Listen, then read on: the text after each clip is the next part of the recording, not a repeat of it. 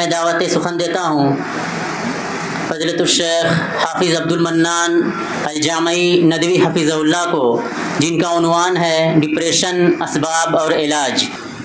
الحمدللہ رب العالمین والصلاة والسلام علی النبی الکریم وعلی آلہ وصحبہ اجمعین، اما بعد، قال اللہ تعالی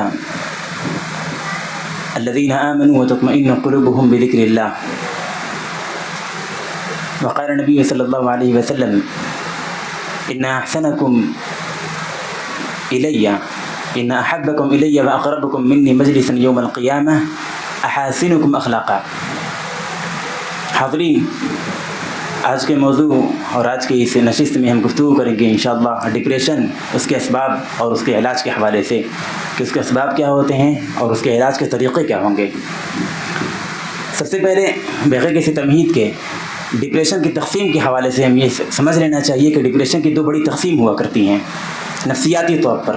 ڈاکٹرز نے اور سائیکیٹرسٹس نے دو تقسیم کی ہے ڈپریشن کے حوالے سے۔ یہ اس وجہ سے تقسیم کر دینا ضروری ہے تاکہ مسکنسیپشن نہ ہو کہ کون سی چیزیں ایسی ہیں جس کو مذہبی اعمال کے ذریعے ختم کیا جا سکتا ہے، کون سا ایسا ڈپریشن ہے جس کا ازالہ ہم صرف اور صرف دینی ایکٹیویٹیز، ریلیجیس ایکٹیویٹیز کے ذریعے ہم کر سکتے ہیں۔ پہلے یہ سمجھنا چاہیے کہ ڈپریشن کی جو دو بڑی قسمیں ہیں، پہلی تو MDD اور دوسری ہے PDD۔ MDD جو میجر قسم کی جو ڈپریشن ہے وہ ایک دماغی طور پر اور دماغی ہارمونز یا کیمیکلز کی کمی اور اس کے بگاڑ کی وجہ سے ہوا کرتی ہے، اور یہ ایک مرض ہے، ایک ڈیسیز ہے جس کو ہم صرف اور صرف دین کی عبادت کی وجہ سے، مذہبی رجحانات کی وجہ سے یا کوئی دینی ایکٹیویٹیز کے ذریعے ہم اس کا ازالہ کلی طور پر نہیں کر سکتے۔ ہاں، یہ چیزیں سپورٹیو ہو سکتی ہیں، اس کے ذریعے یقیناً ہم اس کا ازالہ کلی طور پر تو نہیں کر سکتے، مگر علاج کے ساتھ ساتھ دینی اعمال کو ساتھ میں لے کر کے اس کا علاج کلی طور پر کیا جا سکتا ہے۔ اور دوسری چیز ہے جو PDD ہے، جو کہ تھوڑا لو لیول ہے، جس کا ازالہ ہم عبادات کے ذریعے اور کچھ طبی معالجے کے ذریعے اور کچھ اپنے ذاتی بیہیویئر کے ذریعے ہم اس کا ازالہ کر سکتے ہیں۔ تو ہم جس حوالے سے آج گفتگو کریں گے وہ دوسری قسم ہے کہ کون سی ایسی چیزیں ہیں جس کا ازالہ ہم مذہبی اعمال کے ذریعے کر سکتے ہیں اور اپنے ذاتی بیہیویئر کے ذریعے کر سکتے ہیں، اپنی خود کی تربیت کے ذریعے ہم کر سکتے ہیں، اس کے لیے علاج کی کوئی خاص ضرورت نہیں ہے۔ اور جو پہلی قسم ہم نے بتائی ہے کہ MDD، اس کا علاج ضروری ہے۔ جس طریقے سے شوگر پیشنٹ ہوتے ہیں اور بلڈ پریشر پیشنٹ ہوتے ہیں، ان کو علاج کی ضرورت ہوتی ہے، بالکل اسی طرح MDD کے جو اس ڈیسیز میں جو مبتلا ہیں ان کو علاج کی ضرورت ہوا کرتی ہے۔ خیر، پہلے ڈپریشن کا مطلب یہ سمجھنا ضروری ہے۔ ایک بہت بڑے مشہور سائیکیٹرسٹ ہیں جو فرائڈ کے نام سے مشہور ہیں، آسٹریلیا کے ہیں۔ انہوں نے ڈیسیز کی تعریف کچھ یوں کی ہے کہ ریئیکشن ٹو اے لاس، کہ کوئی ایسی چیز ہوتی ہے جو ہمارے لیے عزیز ہوتی ہے، جو محبوب ہوتی ہے کسی زمانے میں، اور ہم اسے جب لاس کر دیتے ہیں، اسے وہ ہم سے غائب ہو جاتی ہے، ہم سے کھو جاتی ہے، تو ہم کسی ڈیسیز میں مبتلا ہو جاتے ہیں۔ اس کے اسباب کیا ہوتے ہیں؟ اس کے اسباب، ڈپریشن کے اسباب فرائڈ کے نزدیک یہی ہے۔ خیر، اس کے علاوہ بھی اور بھی اسباب ہیں جس کو ماہرین نفسیات نے بیان کیا ہے۔ پہلی چیز ہم یہ سمجھ لیتے ہیں کہ ابھی عالمی سطح پر ڈپریشن کا جو تناسب ہے وہ کتنا ہے۔ اس حوالے سے یہ سمجھ لینا چاہیے کہ WHO کی جو 2019 کی رپورٹ تھی، اس میں WHO کا جو سروے تھا اس میں یہ چیز سامنے آئی تھی کہ 280 ملین لوگ ڈپریشن کا شکار ہوتے ہیں، یعنی کہ 28 کروڑ لوگ ڈپریشن کا شکار ہوتے ہیں۔ اور اس گزشتہ 5-6 سال میں یہ ڈپریشن کا جو تناسب ہے وہ کافی بڑا ہوا ہے، اور اس کے کچھ اپنا اسباب بھی ہیں جیسے سوشل میڈیا وغیرہ اور دیگر اسباب۔ خیر، اب ہم آتے ہیں اس کے اسباب پر گفتگو کرنے کے لیے کہ اس کے اسباب کیا ہوتے ہیں ڈپریشن کے۔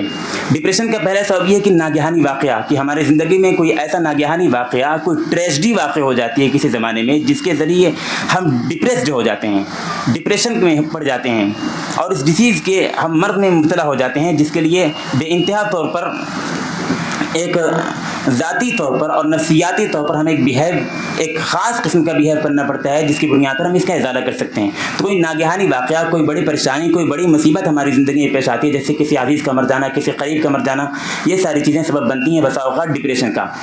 ایک سبب یہ بھی ہے کہ فقدان محبوب، یعنی کوئی عزیز چیز ہوا کرتی ہے جس کو ہم ضائع کر دیا کرتے ہیں. اب وہ چیز زمین کی شکل میں، جائیداد کی شکل میں، پراپرٹیز کی شکل میں، کسی عزیز اور محبوب کی شکل میں، کسی اپنے قریبی کی شکل میں، یا کوئی بھی ایسی چیز جو ہمارے نزدیک محبوب ہوا کرتی ہے، وہ چیز ہم سے جب الگ ہو جایا کرتی ہے تو پھر ہم ڈپریشن میں پڑ جاتے ہیں. یہ چیز ہے فقدان محبوب، کہ کوئی ایسی ٹو لوز آف بیلیوڈ ون، کسی ایسے محبوب شخص کو کھو دینا. اور تیسری چیز جو ہے جرائم، کرائم جسے ہم کہہ سکتے ہیں کہ ایسے جرائم ہیں جو جرائم سبب بنا کرتے ہیں ڈپریشن کے. مثلا جیسے الکوہل زیادہ پینا، الکوہل کا زیادہ یوز کرنا، مرڈر کر دینا، یا اور بھی ایسے بڑے جرائم، کوئی ایسے خفیہ اعمال انجام دینا گناہ کا جس کی بنیاد پر انسان کو باطنی طور پر ڈپریشن کا شکار ہونا پڑتا ہے، اور پھر انسان شرمندگی کا یا پھر ڈپریشن کا شکار ہوتا ہے. تو جرائم ہوا کرتے ہیں جسے ہم کرائمز بھی کہہ سکتے ہیں. تو جرائم بھی بسا اوقات ڈپریشن کا سبب بنا کرتے ہیں. ایک چیز اور بھی ہے تنہائی یا فارغ البالی، انسان کا خالی ہونا، انسان کا خالی ہونا یا گوشہ نشین ہونا، جسے سیکلوزن یا آئسولیشن بھی کہتے ہیں، کہ انسان تنہا رہے، زندگی کی کسی بھی ایکٹیویٹیز میں شامل نہ ہو، فارغ البال ہو، اور بالکل اس کے پاس کوئی بھی کام کرنے کے لیے، کوئی بھی جز، کوئی بھی حصہ زندگی میں اس کے لیے کام کرنے کے لیے نہ ہو، وہ خالی ہو. تو خالی بیٹھنا، بالکل فارغ بیٹھنا، کوئی کسی کام کا نہ ہونا، یہ بھی بسا اوقات ڈپریشن کا سبب بنا کرتا ہے. کیونکہ انسان جب خالی بیٹھتا ہے تو اس کے ماضی میں کچھ واقعات پیش آئے ہوتے ہیں جو یاد آتے ہیں، حال میں کسی نے کچھ جملے بولے ہوتے ہیں، کچھ سخت تلخ نوازی کی ہوتی ہے جو بار بار ذہن کو اپیل کرتی ہے. اسی طرح بسا اوقات ممکنہ مستقبل میں جو ممکنہ خدشات ہوا کرتے ہیں کہ مستقبل میں ہمارے ساتھ کیا ہو سکتے ہیں، یہ چیز بھی بسا اوقات سبب بنا کرتی ہے اس کا. اور ایک چیز ہے گھریلو بگاڑ، مثلا جیسے فیملی ڈس آرڈرس کہہ لیں یا فیملی ڈسپیوٹس کہہ لیں، جو گھرانے میں اختلاف ہوا کرتے ہیں، آپسی جو لڑائی جھگڑے ہوا کرتے ہیں، خامیاں بیوی کی شکل میں ہو یا بھائی بہن کی شکل میں ہو، بھائی بھائی کی شکل میں ہو، یا پھر اپنے کسی بھی فیملی کسی بھی نوعیت کا اختلاف اور بگاڑ ہو، یہ بھی بسا اوقات ڈپریشن کا سبب بنا کرتا ہے. ایک بڑی چیز ہے کیریئر کے حوالے سے، یہ بھی بسا اوقات ڈپریشن کا سبب بنا کرتا ہے. انسان بسا اوقات زندگی کسی پڑھائی میں لگا دیتا ہے، کسی خاص جاب کے تلاش میں لگا دیتا ہے، تو اس کے حوالے سے انسان اگر ناکام ہوتا ہے تو ڈپریشن کا سبب بن جاتا ہے کہ مستقبل ہم کیا کریں گے، کون سی چیزیں ہمارے لیے ذرائع آمدنی کے ذرائع بن سکتا ہے، معاش کی اصلاح کا سبب بن سکتا ہے. تو کیریئر کے حوالے سے بہت سارے لوگ ڈپریشن کا شکار ہوتے ہیں. لیکن آج کل جو دو بنیادی وجہ ہے ڈپریشن کی، جو دو بنیادی وجہ نوجوانوں میں ڈپریشن کی ہیں، وہ نمبر 1 کہ لو افیئرس. یہ کافی حد تک اس کا تناسب بڑھا ہوا ہے، اور اس کی بنیاد پر ڈپریشن بڑھنا ایک حد تک تو مطلب نفسیاتی طور پر بھی ایک لاجیکلی لگتا ہے، اور پھر ساتھ ساتھ ایک جو سوشلی طور پر ہم دیکھتے ہیں، جو ایک تناسب دیکھتے ہیں لوگوں کے اندر، اخلاقی بگاڑ اور رجحان دیکھتے ہیں، اس حوالے سے بھی یہ چیز معلوم ہوتی ہے کہ لو افیئرس بھی بسا اوقات بلکہ کئی مرتبہ ڈپریشن کا سبب بنا کر سکتا ہے. اور دوسری چیز جو ہم نے ابھی پہلے بیان کی ہے کریئر بھی بسا اوقات ڈپریشن کا سبب بنا کر سکتا ہے. تو ابھی جو نوجوانوں میں بر وقت آج کے زمانے میں سب سے زیادہ ڈپریشن کا سبب بننے والی اگر کوئی چیز ہے تو نمبر 1 لو افیئرس، نمبر 2 کریئرس کے حوالے سے انسان کا فکر مند ہونا. کریئر کے حوالے سے فکر مند ہونا کیوں؟ اس کے پہلے کے زمانے میں کریئرس کے حوالے سے لو افیئرس تو تھے پہلے کے زمانے میں بھی، اور اس کے حوالے سے ڈپریشن کے لوگ شکار ہوئے، اور اس قدر ڈپریشن میں آگے بڑھ گئے کہ اس کی بنیاد پر لوگ مر بھی گئے ہیں. اور نفسیات یہ بات ثابت کرتی ہے کہ ڈپریشن جب اپنی انتہا کو پہنچ جاتا ہے تو دل کی ایک جھلی ہے. ڈاکٹر شیام بھٹ ہیں جو ہندوستان کی ماہر سائیکیٹرسٹ ہیں، انہوں نے یہ بتایا ہے کہ بسا اوقات انسان ڈپریشن میں ہوتا ہے اور انتہا کو پہنچنے کے بعد دل کے اوپر جو ایک جھلی ہوتی ہے وہ جھلی باریک ہو جاتی ہے، جس کی وجہ سے موت بھی ہو جایا کرتی ہے. اور بسا اوقات انسان کی موت اگر نہیں ہوتی تو ڈپریشن ایسا ہوتا ہے کہ نفسیات کے کمزور ہونے کی وجہ سے وہ اس ڈپریشن کو انگیز نہیں کر پاتا، اس کو افورڈ نہیں کر پاتا، جس کی بنیاد پر وہ خودکشی اور سوسائڈ کا کام انجام دے لیتا ہے. تو ایک یہ وجہ. تو یہ کرائم، یہ جو خیر یہ تو ایک لو افیئرس کا معاملہ تھا. ادھر کریئرس کے حوالے سے ہم بات کرتے ہیں. کریئر کے حوالے سے لوگ آج کل بہت زیادہ پریشان نظر آتے ہیں. یہ اس کی وجہ یہ ہے کہ ایک تو یہ آج کا زمانہ جو ہے وہ ایک مقابلاتی زمانہ ہے. لوگ اس میں مقابلے بہت آگے بڑھ چڑھ کر لوگ رہ رہے ہیں، اور مقابلہ ایک دوسرے میں بہت زیادہ ہے. جس بھی آپ فیلڈ میں جائیں، جس بھی حوالے سے جائیں، اور ہر چیز میں آپ کو ایک مقابلہ ملے گا، ایک کمپٹیشن ملے گا. اور اس کے حوالے سے بہت سارے لوگ کٹ آفز میں آ جاتے ہیں. تو کٹ آفز میں آنے کی وجہ سے بہت سارے لوگ اس کے ڈپریشن کے شکار ہو جاتے ہیں، جس کی بنیاد پر یہ ایسا کام انجام دیتے ہیں. اور دوسری بات یہ کہ آج کا زمانہ جو میٹیریلسٹک ہو گیا، میٹیریلزم یعنی کہ مادیت آ گئی ہے. مال کو خوب پسند کرنا، مال کو چاہنا، اور پھر خاص طور سے یہ کریئر کے بنانے کے حوالے سے انسان مال کو حتی الامکان کافی حد تک بڑھانے کی کوشش کرتا ہے, شہرت حاصل کرنے کی کوشش کرتا ہے. تو یہ ساری چیزیں بسا اوقات, یہ ساری چیزیں جو سبب بنتی ہے وہ انسان کے کریئر کے حوالے سے, مثلا جیسے میٹریلزم ہے, مادیت پسندی جو ہے, مال کو حاصل کرنا یا پھر مسابقات جاتی امتحانات میں کامیاب ہونے کی کوشش میں ناکام ہو جانا, یہ ساری چیزیں انسان کے کریئر کے حوالے سے متعلق ہوتی ہیں, کریئر سے متعلق ہوتی ہیں. اور یہی کریئر کافی حد تک اس کا تناسب بڑا ہوا ہے, جس کی بنیاد پر لوگ ڈپریشن کا شکار ہو جاتے ہیں. ہم اکثر دیکھتے ہیں کہ بسا اوقات UPSC کے کتنے بڑے بڑے مشہور جو کوچنگ سینٹرز ہیں, وہاں سے فارغین لوگ جو دلی میں ہیں, وہ لوگ ڈپریشن کا شکار ہوتے ہیں. کیوں؟ وجہ یہ ہے کہ UPSC کے میں انٹرویو میں پہنچنے کے بعد نتیجہ کیا نکلا کہ ناکام ہو گئے. ناکام ہونے کے بعد کیا نکلا, پوری اتنی سالہ پچھلی زندگی کی اپنی جو محنت تھی وہ ناکام ہو گئی. اسے ناکام ہی سمجھتے ہیں, جاب ملنا, یہ IPS بننا, اسے مکمل طور پر زندگی سمجھ لیتے ہیں. حالانکہ وہ زندگی کا ایک جز ہے, حالانکہ اور وہ اسے زندگی کا پورا نام دے دیا کرتے ہیں, جس کی بنیاد پر لوگ سوسائڈ کا شکار ہوتے ہیں. کوئی نیٹ کا ایگزام دے رہا ہے, نیٹ کے ایگزام میں کامیاب نہیں ہو پایا, والد نے اپنی مالی عدم دستیابی کی بنیاد پر 2 لاکھ 3 لاکھ 4 لاکھ کا انتظام کیا, جس کی بنیاد پر نیٹ کے لیے تیاری بچے نے کیا, بچہ ناکام ہو گیا, باپ نے قتل کر دیا. ایسے واقعات ہو رہے ہیں, کوئی عجیب چیز نہیں ہے اور نہ کوئی انوکھی چیز ہے, یہ ہو رہے ہیں جو آج کل کے سوشل نیٹ ورکس پہ ایکٹیو رہتے ہیں یا پھر جو اخبارات کو پڑھتے ہیں, نیوز کو دیکھتے رہتے ہیں. یہ چیز ہو گئی کہ اس کے اسباب کیا ہیں, یا ڈپریشن کا تعارف ہو گیا, اس کے اسباب کیا ہیں اور اس کا تناسب کیا ہے. اب ہم آتے ہیں اس کے علاج کی طرف. علاج میں ہم دیکھتے ہیں 2 طرح کی چیزیں ہیں, ایک تو طبی جو میڈیکل لائن سے ہم دیکھتے ہیں, اور دوسری دینی جو ریلیجیس لائن سے ہم دیکھتے ہیں. تو طبی حوالے سے اور دینی حوالے سے, ان دونوں حوالے سے ہم دیکھیں گے کہ کیا کیا اسباب ہیں اور کون کون سے ذرائع اپنائے جا سکتے ہیں ڈپریشن کو ختم کرنے کے لیے. پہلی چیز یہ ہے کہ طبی کے حوالے سے ہم کچھ اسباب بیان کر دے رہے ہیں کہ انسان جب ڈاکٹر کے پاس جاتا ہے تو وہ کون کون سی چیزیں اسے سجیسٹ کرتے ہیں. تو اس میں پہلی چیز یہ دوا, ڈپریشن کے لیے دوائیں ہوتی ہیں. اس کا جو اپنا ایک تشخیص ہوتی ہے مرض کی جو تشخیص ہوتی ہے, اس میں بھی الگ الگ قسم کے جانچ ہوتے ہیں, الگ الگ قسم کی طریقے جو آپ میں ڈاکٹری پڑھ رہے ہوں گے اس کے حوالے سے بہت زیادہ واقف ہی ہوں گے, تو اس سے بخوبی واقف ہوں گے. خیر, اس کی مختلف قسم کی جانچ ہوتی ہے جس کی بنیاد پر ڈپریشن کا ایک تشخص ہوتا ہے, اور اس کے بعد پھر اس کا علاج شروع ہوتا ہے. تو پہلی چیز یہ کہ دواؤں کے ذریعے, مختلف قسم کی دواؤں کے ذریعے ڈپریشن کو ختم کرنے کی کوشش کی جاتی ہے اور دوائیں دی جاتی ہیں. اور دوسری چیز ہے جو ورزش, مختلف قسم کی ایکسرسائزز کراتے ہیں, مختلف قسم کی ورزش کراتے ہیں. اب تو بہت سارے امراض کے لیے مختلف قسم کی ورزش آ گئی ہے, جس سے انسان صرف اور صرف جسمانی لحاظ سے نہیں بلکہ مینٹلی لحاظ سے بھی وہ اپنے آپ کو مضبوط کر سکتا ہے صرف ورزش کے ذریعے. اور تیسری چیز یہ الیکٹرک شاٹ کا مرحلہ تو خیر بعد میں آتا ہے, ہم اسے بعد میں ذکر کریں گے. ایک ہے مطالعہ. لوگ ایسی کتابوں کو سجیسٹ کرتے ہیں کہ آپ فلاں کتابیں پڑھیں, ان کتابوں کو پڑھنے کی وجہ سے آپ کا جو ڈپریشن ہے وہ ڈپریشن ختم ہو جائے گا, آپ کو جو ایک ڈیزیز ہے ذہنی جو ڈیزیز ہے وہ اس کا ازالہ ہو جائے گا. تو کتابوں کو لوگ سجیسٹ کرتے ہیں کہ فلاں کتابیں پڑھیں, اور ماہر نفسیات نے بہت ساری کتابیں لکھی ہیں اس حوالے سے, اور خاص طور سے پچھلی 2 صدی میں نفسیات کے حوالے سے کافی امپروو ہوا ہے. ہر چیز کو, جو چیز مارجنلائزڈ تھی, جس کو حاشیے میں رکھا گیا تھا, وہ اب ایک منظم شکل میں, ایک مختلف ایک خاص علم فن کی شکل میں سامنے آ رہا ہے. جو چیز سامنے آتی, جیسے LGBT کیوں پہلے کے زمانے میں کیا تھا, بکھرا ہوا تھا, لیکن اب کے زمانے میں منظم شکل میں سامنے آ گیا ہے. تو بہت ساری چیزیں تھیں جو گزشتہ 2 صدیوں میں, گزشتہ 2 سینچریز میں سامنے آ گئی, ایک منظم شکل میں سامنے آئی ہیں. تو ہر کتابیں منظم شکل میں لکھی گئی ہیں, اور کتنی کتابیں لکھی گئی ہیں انسان کے اپنے مینٹل ہیلتھ کو صحیح کرنے کے لیے, ڈپریشن کو ختم کرنے کے لیے, تو کتابیں لوگ سجیسٹ کرتے ہیں. اور تیسری چیز یہ کہ محاضرات میں شرکت, بہت سارے سیمینارز میں, محاضرات میں, لیکچرز میں, پروگرامز میں شرکت ہوتا ہے. ایسے پروگرامز جو انسان کی نفسیات کے حوالے سے ہوں, جو ڈپریشن کے ختم کرنے کے حوالے سے پروگرام منعقد کیے جاتے ہیں, ان پروگرام میں آدمی شرکت کرے تو اس میں بہت سارے ایسے آئیڈیاز اور ٹرکس ملتے ہیں جس کو اپنا کر انسان اپنے ڈپریشن کو ختم کر سکتا ہے. اسی طرح ایک چیز ہے مناسب غذا کا بھی انسان کی صحت پر اثر پڑتا ہے, نہ صرف یہ کہ اس کے جسم پر بلکہ اس کے ذہن اور مائنڈ پہ بھی اس کا کافی اثر پڑتا ہے. اور ایک چیز یہ ہے لمبی سانس, یہ چیز بہت مشہور چل رہی ہے, سانس لینا, اس کو کہتے ہیں ڈیپ بریتھ کہتے ہیں, کہ انسان سانس لے, خوب لمبی سانس لیتا ہے, پھر رفتہ رفتہ اس کو نکالتا ہے, یعنی ایک سلو موشن میں اس کو پہلے سانس تو لیتا ہے, اس بعد سلو موشن میں اس کو نکالتا ہے, اس کو سانس لمبی لے کر کے آہستہ آہستہ چھوڑنا, اس کو بھی ایک طریقہ اپنایا جاتا ہے, اور یہ ثابت بھی ہو گیا ہے سائنٹیفکلی. اور ایک چیز ہے اسباب کا خاتمہ کا مطلب یہ ہے کہ کون سی ایسی چیزیں ہیں جس بنیاد پر آپ کو ڈپریشن لاحق ہو رہا ہے, کیا وجوہات ہیں جس کی بنیاد پر آپ کو ڈپریشن لاحق ہو رہا ہے. آپ پہلے اس کو پتہ لگائیے, سراغ لگائیے کہ کہاں سے آپ کو ڈپریشن لاحق ہو رہا ہے.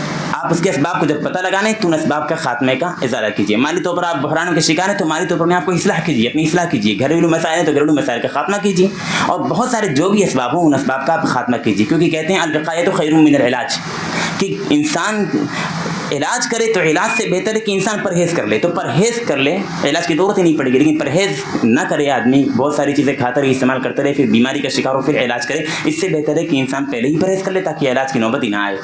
خیر, اس کے بعد ہے اسپریچول ایکٹیویٹیز. اسپریچول ایکٹیویٹیز یعنی ایسی چیزیں جو انسان مذہبی طور پر انجام دیتا ہے, جیسا ہم نے یہ کہا میڈیٹیشن یا یوگا وغیرہ اسی قسم میں آتی ہیں, اور اس کے بہت سارے اور بھی طریقے ہیں جو اس میں آتے ہیں, شامل ہوتے رہتے ہیں. اب ایک چیز ہے الیکٹرک شاٹ, یعنی یہ کہ جب انسان پر دوائیں بہت زیادہ کام نہیں کرتی اور کچھ یا تو یہ کہ وہ دوائیں منع ہوتی ہیں یا کچھ اور خاص اسباب کی بنیاد پر وہ دوائیں کام نہیں کرتی, تو ایک الیکٹرک شاٹ کا طریقہ اپنایا جاتا ہے, جس کی بنیاد پر الیکٹرک شاٹ لگا کر کے اس کو شفا دیا جاتا ہے, اسے ڈپریشن سے دور کیا جاتا ہے. یہ تو خیر طبی چیزیں. اس کے علاوہ اور بھی بہت سارے طریقے ہیں جس کی بنیاد پر, طبی طریقے ہیں جن کی بنیاد پر ڈپریشن کا ازالہ کیا جاتا ہے, ڈپریشن کا خاتمہ کیا جاتا ہے. اب ایک ہم آتے ہیں صرف دینی ناحیے سے ہم کون سا طریقہ اپنائیں, اور پھر اس کے بعد ہمیں خلاصہ پیش کریں گے, جو خلاصہ بہت اہم ہوگا. تو ڈپریشن کے حوالے سے جو دینی طریقہ کار ہے وہ یہ کہ ذکر خدا, اللہ رب العالمین کا ذکر کرنا. الا بذکر اللہ تطمئن القلوب, اللہ رب العالمین نے کہا الا بذکر اللہ تطمئن القلوب, اے ایمان والو جو ایمان لائے ہو وہ اللہ رب العالمین کا ذکر کرو. وجہ کیا ہے؟ الا بذکر اللہ تطمئن القلوب, اللہ رب العالمین کے ذکر سے دل کو سکون ملتا ہے, اللہ رب العالمین کے ذکر سے دل کو سکون ملتا ہے. ابن قیم رحمہ اللہ نے ایک کتاب لکھی الوابل الصیب, اس میں انہوں نے اللہ رب العالمین کے ذکر کے 70 فائدے بیان کیے, 70 فائدے. ان 70 فائدوں کے بعد آخر میں لکھتے ہیں یہ چند فائدے تھے ذکر کے, ہم اگر ذکر کریں تو مجلدات کم پڑ جائیں گے. یعنی یہ کہ 70 فائدے ذکر کرنے کے بعد کہہ رہے ہیں کہ ہم نے کچھ ذکر کیے ہیں. تو ذکر کے بہت سارے فائدے ہیں, اور ذکر کے کئی طریقے بھی ہو سکتے ہیں. مثلا جیسے زبان سے اور دل سے دونوں ایک ساتھ, اللہ رب العالمین کو دل سے بھی یاد کیا جائے اور زبان سے بھی یاد کیا جائے, یہ ایک طریقہ. یہ سب سے مین طریقہ اور سب سے ہائی لیول کا ہے کہ انسان زبان اور دل دونوں سے ایک ساتھ بیک وقت اللہ رب العالمین کا ذکر کرے. دوسرا طریقہ جو ہے وہ یہ کہ آدمی دل سے ذکر کرے, زبان تو کہیں اور مشغول ہو, کسی سے بات کر رہا ہو, لیکن دل سے ذکر کرے. یہ دوسرا مرحلہ ہے. اور سب سے لو کیٹیگری جو ہے وہ یہ کہ انسان زبان سے ذکر کرے, دل کہیں اور مشغول ہو. خیر تینوں قسم کے جو اپنے ذکر ہیں وہ ذکر ہوتے رہتے ہیں, اور مختلف مراحل میں مختلف طریقے اپنا سکتے ہیں, لیکن اللہ رب العالمین کا ذکر ہونا چاہیے. فاذکرونی اذکرکم, مجھے ذکر کرو, مجھے یاد کرو, میں تمہیں یاد کروں گا. واذکروا اللہ کثیرا, اللہ رب کو زیادہ زیادہ یاد کرو. یا ایھا الذین آمنوا اذکروا اللہ کثیرا, اے ایمان والو اللہ رب العالمین کو خوب یاد کرو. اللہ رب العالمین نے 22ویں پارے میں ان المسلمین والمسلمات کی, مسلمانوں اور مرد اور مومن مرد اور مومن عورتوں کی جو خوبیاں بیان کی, اس میں آخر میں آ کر کہا والذاکرین اللہ کثیرا والذاکرات, اللہ رب العالمین کو حد سے زیادہ یاد کرنے والی عورتیں اور حد سے زیادہ یاد کرنے والے مرد اللہ رب العالمین کے یہاں بہترین اجر کے مستحق ہوں گے. اس طرح اللہ رب العالمین نے کہا الذین یذکرون اللہ قیاما وقعودا وعلی جنوبہم, وہ لوگ جو اللہ رب العالمین کو کھڑے بیٹھے لیٹے ہر حال میں اللہ کا ذکر کرتے رہتے ہیں. قرآن میں ایک جگہ ہے کہ اللہ رب العالمین نے کہا کہ جب تم اپنے مقابلین کے سامنے, غیروں کے سامنے, جب تم سامنے برسر پیکار ہو اور لڑائی کا سلسلہ جاری ہو تو بھی اللہ کا ذکر کرو. یعنی اس مرحلے میں بھی جب انسان اپنی جان کی بازی لگا رہا ہوتا ہے اس وقت بھی اللہ رب العالمین کا ذکر کرے. تو ذکر کی اہمیت, اسی وجہ سے بہت سارے علماء کرام نے کہا کہ بہت سارے ایسے لوگ ہوں گے کہ جو فرض نماز کے ساتھ ساتھ بہت سارے سنت پڑھیں گے, بہت سارے ایسے ظاہری اعمال انجام دیں گے, مگر وہ اپنے منزلت میں, اپنے مرتبے میں, اپنے لیول میں ان لوگوں سے کم ہوں گے جو بہت زیادہ سنتیں تو نہیں پڑھتے مگر وہ اللہ رب العالمین کا ہمیشہ ذکر کرتے رہتے تھے. یہ ذکر کا فائدہ ہے. اللہ رب العالمین کا ہمیشہ ذکر کرنا چاہیے. ذکر سے دل کو اطمینان بھی ملتا ہے, اس سے بہت سارے فوائد بھی ہیں. یہ ذکر خدا کی بات تھی, یہ ایک علاج ہے. دوسری چیز یہ کہ قناعت ہونا چاہیے. بہت سارے بسا اوقات ہم نے کہا ابھی میٹیریلزم ہے, یعنی مادیت پسندی کا دور ہے, لوگ مال کے پیچھے بہت زیادہ بھاگ رہے ہیں. تو اگر ٹھیک ہے یقیناً اسلام اس بات کا حکم نہیں دیتا کہ آپ زاہد رہیں یا مکمل متبتل ہو کر کے یا پھر بالکل الگ ہو جائیں, اس کا حکم نہیں دیتا. یقیناً مال کمائیے, اور مال کمانے کا بہت فائدہ ہے. عبد الرحمن بن عوف رضی اللہ تعالیٰ عنہ, عثمان غنی رضی اللہ تعالیٰ عنہ, سعد بن ابی وقاص رضی اللہ تعالیٰ عنہ, عبداللہ بن زبیر رضی اللہ تعالیٰ عنہ, ایک پہ ایک مالدار گزرے. اور یقیناً یہ چیز ہونا چاہیے. مسلمانوں کی معیشت کی مضبوطی کے لیے پیسے کا ہونا بے انتہا ضروری ہے, لیکن انسان اپنی کوشش جاری رکھے, لیکن یہ چیزیں حاصل نہیں ہوتی تب اس کے بعد انسان کو قناعت کا طریقہ اپنانا چاہیے. پہلے ہی ہر چیز کو ختم کر کے تمام دروازے بند کر کے قناعت کا طریقہ اپنانا یہ کوئی شرعی طریقہ نہیں ہے. یہ زہد یا قناعت یہ چیز نہیں ہوتی کہ انسان پیسے کمائے ہی نہ. زہد یا قناعت یہ چیز ہے کہ آپ پیسے کمائیں, پیسے کمانے کے باوجود بھی آپ کو دلچسپی نہ ہو پیسوں میں. سلف نے کہا کہ قناعت, القناعت والزہد والورع, زہد یا قناعت یا ورع کی تعریف کرتے ہوئے کہا کہ الزہد هو ان يكون المال في جيبك لا في قلبك, کہ زہد یہ ہے, قناعت یہ ہے کہ مال آپ کے جیب میں ہو, آپ کے پاکٹ میں ہو, آپ کے دل میں نہیں ہونا چاہیے. تو تو یہ کہ مطلب قناعت ہونا چاہیے. اگر آپ پوری کوشش کیجیے کریں پیسے حاصل کرنے کی, معیشت مضبوط کرنے کی, آج کے زمانے میں اس چیز کی بے انتہا ضرورت ہے. پہلے کے زمانے کے بالمقابل ضروریات ہر زمانے کے اعتبار سے بڑھتی رہتی ہیں. آج کے زمانے کی ضروریات بہت زیادہ بڑھ گئی ہیں. پہلے کی جو چیزیں ضروریات نہیں تھیں وہ بھی اب ضروریات ہو گئی ہیں. خیر, تو پیسے کمانے کی مکمل کوشش کریں, لیکن اگر یہ کہ انسان اس چیز میں ناکام ہو جاتا ہے تو ڈپریسڈ ہونے کی ضرورت نہیں ہے. وہ یقیناً قناعت کا طریقہ اپنائے. قناعت کے حوالے سے بہت ساری چیزیں آپ نے پڑھا بھی ہوگا, سنا بھی ہوگا. اللہ رب العالمین ایک چیز یہ بھی ہے کہ انسان اگر مالدار ہے اور ایک غریب ہے تو غریب شخص کو جنت 500 سال پہلے ملے گی مالداروں سے پہلے, اور بسا خطیب طریقہ انسان کا حساب کم ہوگا, اور بھی بہت ساری اس کے فوائد ہیں. تو قناعت کا طریقہ اپنانا چاہیے اس صورت میں جب آپ پوری کوشش کریں اور آپ کو مالی قوت حاصل نہ ہو. ایک چیز یہ ہے کہ سوشل رہنا, یہ بڑی چیز ہے کہ انسان سوشل رہے, تنہائی میں نہ رہے, لوگوں کے ساتھ مل کر رہے, لوگوں کے ساتھ بات چیت کرے, لوگوں کے ساتھ اپنا برتاؤ برتے, لوگوں کے ساتھ مہمان نوازی وغیرہ کرے. ساری چیزیں ہونی چاہیے, سوشل رہنا چاہیے. انسان تنہائی پسند نہیں ہونا چاہیے. سوشل انسان رہے گا تو اس کے بہت سارے فوائد ہیں. انسان ایسی چیزوں کو سوچنے کی, ایسی چیزوں کے بارے میں فکر مند ہونے کی کوئی ضرورت نہیں ہوگی جو چیزیں معنی نہیں رکھتی, جو چیزیں لایانی ہیں. جب انسان کے پاس کوئی وقت نہیں ہوتا تو انسان لایانی چیزیں سوچتا ہے, لیکن جب لوگوں کے ساتھ رہے گا, سوشل رہے گا, تو اس حوالے سے بہت ساری چیزیں انسان کو سوچنے کا موقع ہی نہیں ملے گا. لوگوں کے ساتھ رہے گا, بیہیو کرنے کا طریقہ معلوم ہوگا. اللہ کے رسول صلی اللہ علیہ وسلم نے کہا ان الذی یخالط الناس ویصبر علی اذاہم ممن لم یخالطہم ولم یصبر علی اذاہم, کہ وہ شخص جو لوگوں کے ساتھ مل کر رہتا ہے, سوشل ہے. اور ظاہر سی بات ہے جب انسان سوشل ہے, لوگوں کے ساتھ مل کر رہتا ہے, تو پریشانیاں تو لاحق ہوں گی. لوگوں سے کچھ تلخ نوازی سننی ہوگی, کچھ سخت باتیں سننی ہوں گی, کچھ بیہیو میں آپ کو کچھ غلط لگے گا کہ اس نے کوئی بات کہہ دی, آپ کو تکلیف پہنچے گی. ممکن آپ کو حساسیت کو ٹھیس پہنچے, آپ کی صرف اسٹیم مجروح ہو.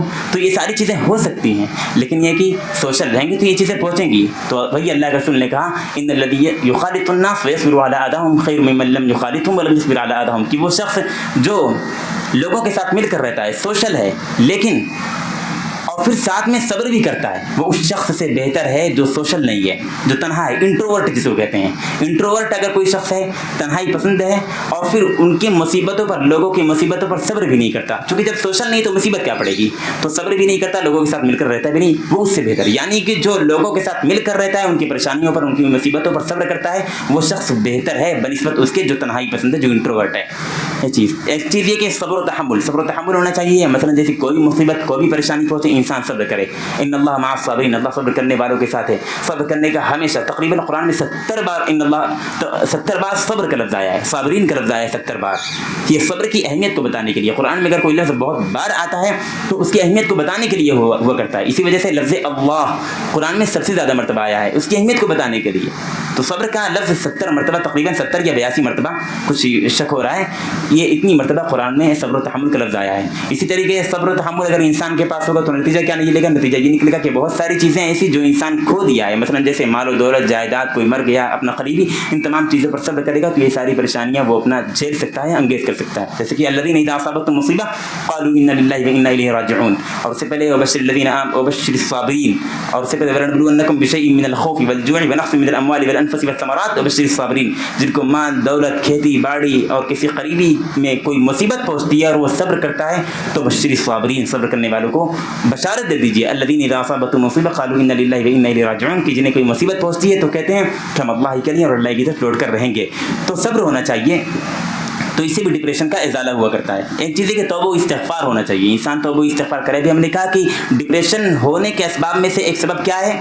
کرائم, جرائم. انسان کوئی بڑے بڑے گناہ انجام دے جس کی بنیاد پر انسان ڈپریسڈ ہو جاتا ہے, ڈپریشن کا شکار ہو جاتا ہے. کسی کا مرڈر کر دیا, الکوہل کا زیادہ استعمال ہے, یا اور بھی چیزیں جو خاص سبب ہوا کرتی ہیں انسان کے ڈپریشن کا, تو یہ جرائم ہیں. جرائم بھی ڈپریشن کا سبب بنا کرتے ہیں. لیکن اگر ادھر توبہ و استغفار رہا, انسان توبہ و استغفار کرتا رہا, اللہ رب العالمین سے معافی مانگتا رہا, اللہ نے کہا قل یا عبادی الذین اسرفوا علی انفسہم لا تقنطوا من رحمۃ اللہ ان اللہ یغفر الذنوب جميعا, اے وہ بندو جو جن لوگوں نے گناہ کیا ہے مایوس مت ہو, آپ اللہ رب العالمین سے توبہ کیجیے, اللہ تمام گناہوں کو معاف کرتا ہے. اس جگہ اللہ رب العالمین نے کہا وما كان الله ليعذبهم وانت فيهم وما كان الله معذبهم وهم يستغفرون, کہ اللہ رب العالمین کسی نبی کی موجودگی میں اس کی قوم والوں کو ہلاک نہیں کرتا, اور اسی طریقے سے کسی ایسے قوم کو, ایسے افراد کو, ایسی کمیونٹی کو ہلاک نہیں کرتا جو استغفار کرتے رہتے ہیں. تو ظاہر سی بات ہے جب کمیونٹی کو اللہ ہلاک نہیں کرتا جو استغفار کرتے رہتے ہیں, اسی طریقے سے اللہ رب العالمین کسی ایسے فرد کو ہلاک نہیں کرتا, کسی ایسے فرد کو تنہا نہیں چھوڑتا جو استغفار کرتا رہتا ہے, جس کمیونٹی ہی نہیں بلکہ انسان کے انڈیویجول پر بھی نافذ ہوتی ہے. تو انسان انسان توبہ کرے, استغفار کرے, جس کی وجہ سے جرائم کی معافی ہو جائے گی, اور جرائم کے معافی ہونے کی وجہ سے انسان کو نفسیاتی طور پر سکون ملے گا. کیونکہ یہ تو ہے کہ کوئی ہمارے جرائم کا رسپانسیبل ہے, کوئی ذمہ اکاؤنٹیبل ہے, جو کوئی اس چیز کا سوال ہم سے پوچھے گا, سوال مانگے گا کہ ہم نے یہ چیز انجام کیوں دی. لیکن جب وہی انسان کے اندرونی طور پر یہ احساس ہو جاتا ہے کہ ہم نے گناہ کیا تھا, معافی مانگی اور معافی ہو گئی, تو انسان کو اندرونی طور پر سکون ملے گا, اور سکون ملنے کی وجہ سے وہ ڈپریسڈ نہیں ہوگا, اس کے ڈپریشن کا ازالہ ہوگا. ایک اور سبب مصروف رہنا. ہم نے کہا مصروف انسان ہمیشہ رہے, غافل مت رہے, یا تنہا نہ رہے, فارغ البال نہ رہے, مصروف ہمیشہ رہنا چاہیے. خاص طور پہ نوجوانوں کو, نوجوان اگر مصروف رہتے ہیں تو ان تمام چیزوں سے حتی الامکان دور رہتے ہیں. لیکن اگر وہ تنہا ہیں, فارغ البال ہیں, تو مختلف قسم کے ڈپریشن کا شکار ہو سکتے ہیں. اسی وجہ سے ابن قیم رحمہ اللہ نے غالباً کہا ہے کہ الفراغ باب کل شر, کہ انسان خالی بیٹھا رہے تو خالی بیٹھنا تمام برائیوں اور تمام پریشانیوں اور تمام مصیبتوں کی جڑ ہے. ابن تیمیہ رحمہ اللہ نے غالباً یہ کہا ان لم تستعمل نفسک ان لم تشغل نفسک بالحق شغلک بالباطل, اگر تم اپنے آپ کو کسی اچھی چیز میں انگیج نہیں کرو گے تو شیطان تم کو باطل چیز میں انگیج کر دے گا. اگر اپنے ارادے سے آپ کسی اچھی چیز میں مشغول نہیں ہوتے تو شیطان آپ کو آپ کے سے بغیر پوچھے ہی آپ کو باطل میں مشغول کر دے گا. اس سے بہتر ہے کہ انسان اچھی چیز میں مشغول رہے. تو ہمیشہ کسی نہ کسی چیز میں مشغول ہونا چاہیے, اور انسان کی تنہائی سیکلوژن یا آئسولیشن جس کو کہتے ہیں, وہ انسان کے لیے بہت زیادہ نقصان کا سبب بن سکتی ہے اور ڈپریشن کا سبب بن سکتی ہے. اسی طرح حسن خلق ہونا چاہیے. نبی صلی اللہ علیہ وسلم نے کہا ان احبکم الی واقربکم منی مجلسا احاسنکم اخلاقا, قیامت کے روز جو میرے سب سے زیادہ قریب ہوں گے, میرے سب سے زیادہ محبوب جو لوگ ہوں گے, وہ لوگ ہوں گے جو سب سے بہترین اخلاق والے ہیں. سب سے بہترین اخلاق والے اگر ہیں تو ظاہر سی بات ہے کہ انسان کے رویے, انسان کے جو تعلقات ہیں وہ لوگوں سے خراب نہیں ہوں گے. اور ہم نے پہلے بتایا کہ ڈپریشن کے اسباب میں سے بنیادی سبب یہ بھی ہے کہ انسان کے لوگوں سے تعلقات خراب ہو, خاص طور پہ فیملی ڈس آرڈر ہو, فیملی ڈسپیوٹس ہو. تو انسان کے اخلاق اگر صحیح ہیں تو فیملی اختلافات سے انسان بچ سکتا ہے, لوگوں کے اختلافات سے بچ سکتا ہے, تو ڈپریس انسان نہیں ہوگا. تو حسن خلق ہونا چاہیے. حسن خلق کی بنیاد پر انسان ان تمام بیماریوں اور امراض سے بچ سکتا ہے. اللہ رب العالمین کا استوصوا بالنساء خیر, عورتوں کے ساتھ اچھے طریقے سے اچھے انداز میں بات کرو. اسی طریقے سے لوگوں کو اگر تعلیم دینی ہو, لوگوں کو پڑھانا ہو, کوئی ہمارے انڈر میں, تو ان کے ساتھ اچھا رویہ اپنا ہے. جیسے نبی صلی اللہ علیہ وسلم نے ایک صحابی کو کہا کہ تم غلام کو کیوں مارے, صرف مسواک سے مارتے ہوئے دیکھا, کہا تم مسواک سے مارتے ہو, اللہ رب العالمین اس کا حساب لے گا تم سے قیامت کے روز. اللہ کے رسول صلی اللہ علیہ وسلم کی خدمت میں حضرت انس رضی اللہ تعالیٰ عنہ نے کام کیا, غالباً انس رضی اللہ تعالیٰ عنہ تھے, انہوں نے خدمت کیا اور انہوں نے کہا خدمت رسول اللہ صلی اللہ علیہ وسلم 10 سنین فلم یقل قط لما فعلت ولم لم تفعل, کہ جب میں نبی صلی اللہ علیہ وسلم کی خدمت میں نے کام کیا. خیر ہم آگے بڑھتے ہیں جلدی. تو اور ایک چیز یہ کہ آخرت کا تصور, ہمارے یہاں آخرت کا تصور ہونا چاہیے. آخرت کا تصور یہ کہ جب آخرت کا تصور ہوگا تو انسان کے نزدیک, انسان کی نگاہوں میں کسی دنیا کی اہمیت بہت زیادہ کم ہو جائے گی, اور بہت زیادہ کم ہونے کی وجہ سے آخرت کا تصور ہونے کی وجہ سے دنیا کی اہمیت اس کی نگاہوں میں گھٹ جائے گی, جس کی بنیاد پر وہ دنیا کی کسی چیز کے ضائع ہونے کی وجہ سے, اس سے کھو جانے کی وجہ سے انسان ڈپریسڈ نہیں ہوگا. یہ آخرت کا تصور ہے.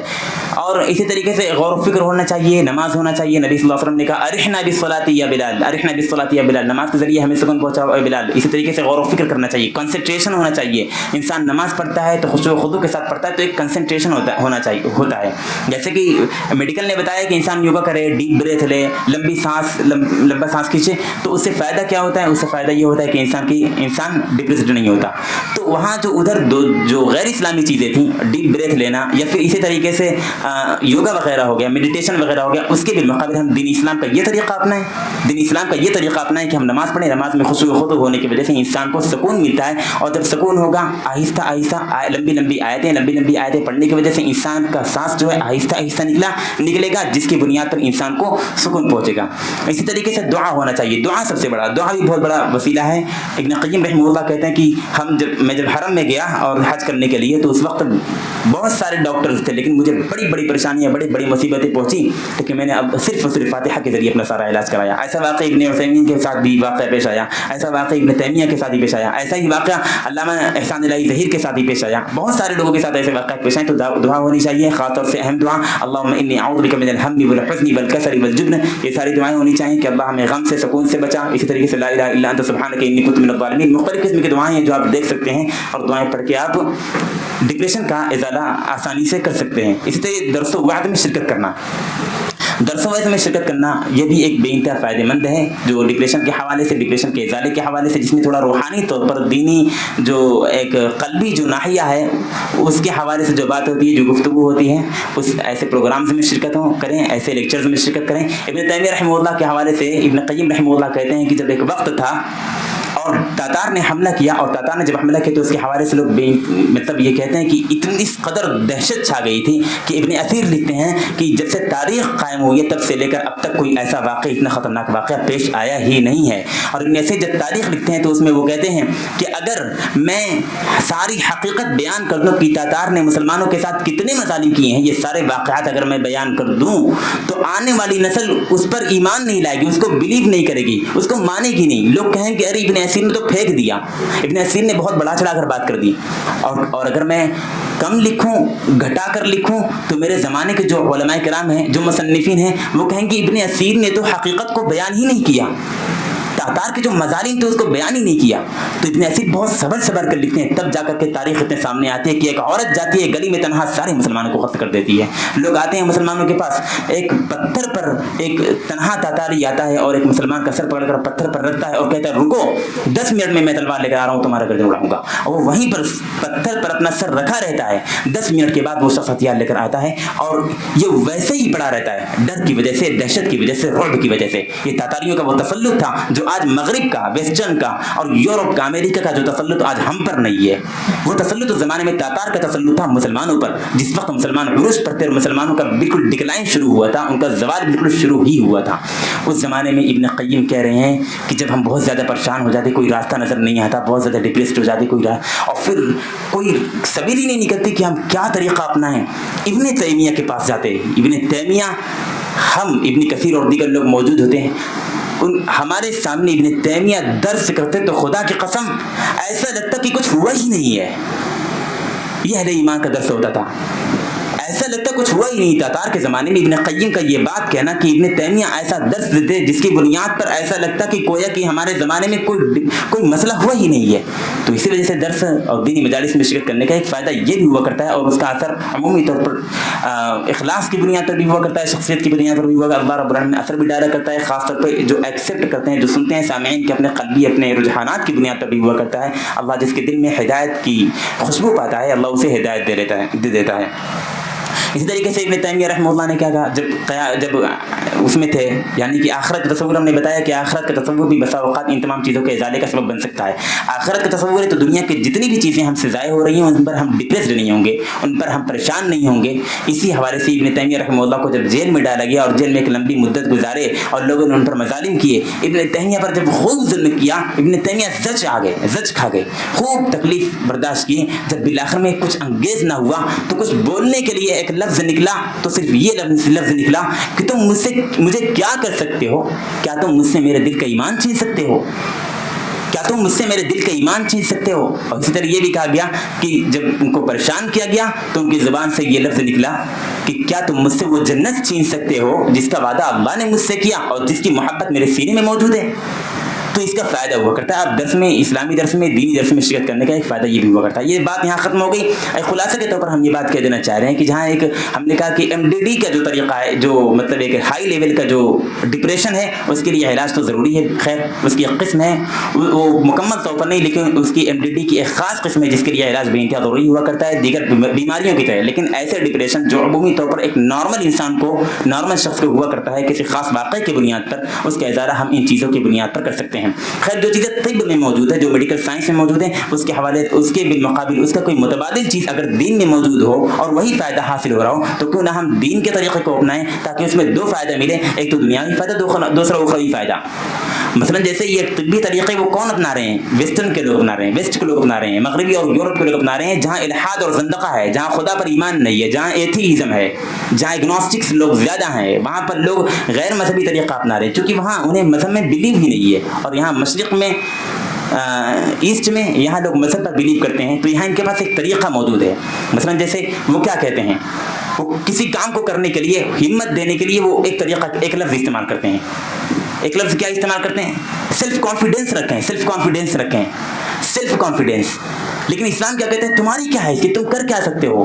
तवक्कुल करो, तवक्कुल। तो सेल्फ कॉन्फिडेंस के मुकाबले में क्या मिल रहा है? तवक्कुल मिल रहा है। तवक्कुल से हमें दो फायदे, एक फायदा ये कि दीन से तवक्कुल की बुनियाद पर अल्लाह रब्बुल आलमीन से रिश्ता मजबूत होगा, नेकी मिलेगी। दूसरा ये कि हम वही काम कर सकते हैं जो सेल्फ कॉन्फिडेंस की बुनियाद पर कर सकते थे।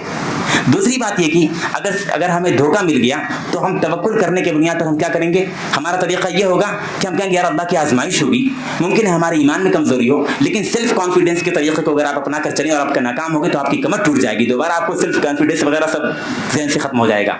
इसी तरीके से जहाँ पर इखलास की बात थी, जहाँ पर दयानत की बात थी, जहाँ पर अमानत की बात थी, उस अमानत, दयानत और खुलूस की बात जो हमने मजहब की बुनियाद पर अपनाया, तो जिनके पास मजहब नहीं था मगरिब में, यूरोप में जिनके पास मजहब नहीं था, जहाँ इल्हाद और ज़ंदका फैला हुआ था, उन लोगों ने इसके लिए मुतबादिल लफ्ज़ क्या इस्तेमाल किया?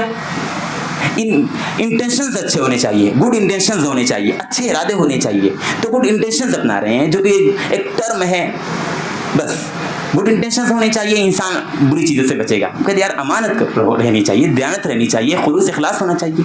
तो खैर बहुत सारी चीज़ें हमने कहा, जब लोगों ने इस्लाम को नहीं अपनाया तो जाहिर सी बात है इस्लाम और दीनी तरीक़े को ना अपनाने के बुनियाद पर बहुत सारी ऐसी चीज़ें को अपनानी पड़ेंगी, बहुत सारी चीज़ें, बहुत सारे नज़रियात कायम करने पड़ेंगे। कितने सारे इज़म्स दुनिया में हैं, बहुत सारे इज़म्स हैं आजकल चल रहे हैं, लिबरलिज़म, फेमिनिज़म, कौन कौन से इज़म चल रहे हैं, LGBTQ के हवाले से कितने सारे अपने नज़रियात कायम हो रहे हैं, कौन कौन से कवानीन और निज़ाम बन रहे हैं। लेकिन अगर इस्लाम को निज़ाम मान लिया जाता तो निज़ाम मानने की सूरत में ये सारे निज़ाम बनाने की कोशिश ज़रूरत ही नहीं पड़ती, लेकिन उन्होंने इसको माना नहीं, जिसकी बुनियाद पर ये सारे निज़ाम कायम करने की ज़रूरत पड़ रही है। तो हमने कहा जब हमारे पास मजहब मौजूद है और मजहब में वो चीज़ें हैं जिन चीज़ों के ज़रिए हम अपना वही फ़ायदा हासिल कर सकते हैं जो फ़ायदा हम तिब्ब के ज़रिए और दीगर चीज़ों से ज़रिए कर सकते हैं, तो यकीनन हम मजहब का इस्तेमाल करें। इसमें दो फ़ायदे हैं। इसका मतलब हरगिज़ ही नहीं कि तिब्ब का और दीगर जो इल्म फ़नून है हम उसका इनकार कर रहे हैं, हरगिज़ नहीं। अलियाज़ु बिल्लाह। नबी सल्लल्लाहु अलैहि वसल्लम ने क्या कहा? तदावू इबादल्लाह फ़इन्न लिकुल्लि दाइन दवा। तुम इलाज करो, दवा करो, क्योंकि हर बीमारी के लिए इलाज है। तो यकीन ये सारी चीज़ें हैं, लेकिन ये कि जब मजहब मौजूद है तो मजहब की मौजूदगी में किसी और चीज़ की ज़रूरत नहीं है, उसका इनकार हम नहीं करते, यकीन उसकी भी अपनी इफादियत है। खैर, लेकिन इन दोनों चीज़ों का मजमुआ, इन दोनों चीज़ों का जो कम्बिनेशन है, एक दिन और दुनिया, इन दोनों चीज़ों का कम्बिनेशन इंसान को एक बेहतरीन रास्ता फराहम करता है। अल्लाह रब्बुल आलमीन से दुआ है कि अल्लाह रब्बुल आलमीन हमें एक दीन के तरीक़े पर चलने की तौफ़ीक़ अता फरमाए और डिप्रेशन वगैरह जैसी बीमारियों से महफूज रखे, और अगर कोई इसके शिकार भी हो तो अल्लाह रब्बुल आलमीन दीनी तरीक़े को ख़ास तौर से अपनाने की तौफ़ीक़ अता फरमाए और इन तमाम चीज़ों से दूर रखे। आमीन। तक़ब्बल या रब्बुल आलमीन।